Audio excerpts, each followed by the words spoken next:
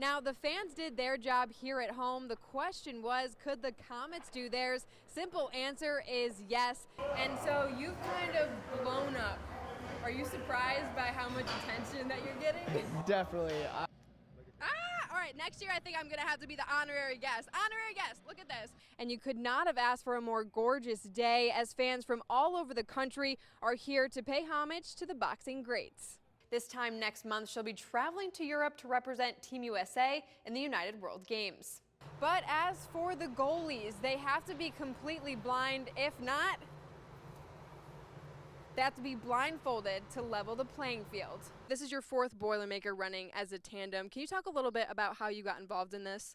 Now at just 10 years old, his hockey team will make history as they travel to Russia next week. Does it feel like it's been 40 years since the first game that was here? Not when I look at this book. What is the discussion that people can have, whether it's in a classroom, whether it's on a news outlet? But today, fans got a chance to experience Main Street and interact with those who already have a plaque in the hollowed halls. And as for opposing players, this is a path they don't want to skate, as a sea of green awaits them on the other side of the glass. The Utica City Football Club, the area's new professional indoor soccer team, wasted no time getting involved with the community. Derek Hulock and Cody Smuck were friends from the beginning, bonded by their love for hockey. You know, knew him pretty much my entire life. We actually grew up on the same street in our hometown of Saskatoon, so you know, playing minor hockey, you know, he was on pretty much every team that I had. After the Huskies played in the national championship final, life changed for both players. I ended up getting called up to the American Hockey League, and you know, a few weeks later, you know, Cody was in a hospital and he had found out he had been diagnosed with cancer. I think that just shows, you know, the type of person he is, the type of strength that he had. He pretty much played an entire hockey season, you know, while battling cancer. Cody lost his battle with cancer 2 summers ago, and in his memory, Hulock takes the ice every game with the number 24 on his back. Cody had worn number 24 at the U of S. While I'm in that game, you know why I'm wearing the number, know that no matter what I'm going through, no matter what I think I'm battling with, knowing what he went through, there's, you know, it could always be worse. Unfortunately, Derek's loss didn't end with his friend Cody. In 2007, he also lost his mother Alina to cancer as well. And every game, he honors and remembers her when he writes her initials on his hockey stick. She was always kind of my #1 fan and my biggest supporter.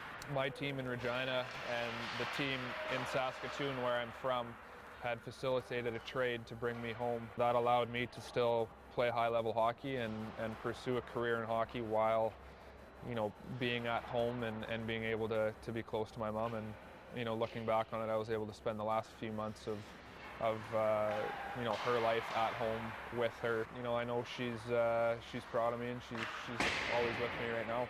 Jared Wells was born with cystic fibrosis, but over the last 5 years, he started to get really sick. I got really close a couple times that I was not even sure I was going to bounce back. It's quite frightening, and I never thought I would have to deal with it at that young of age. Jared won his battle and eventually went home. He's doing so well, his doctor cleared him to work out.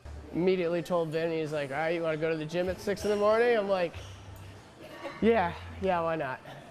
Oh, it's changed his whole life. You know what I mean? Jared has more energy throughout the day now. He breathes a lot better, which is huge. So you're dreaming big, so what I guess is your goal? Hopefully, I would like to become a bodybuilder, maybe compete, but as of right now, maybe just for myself.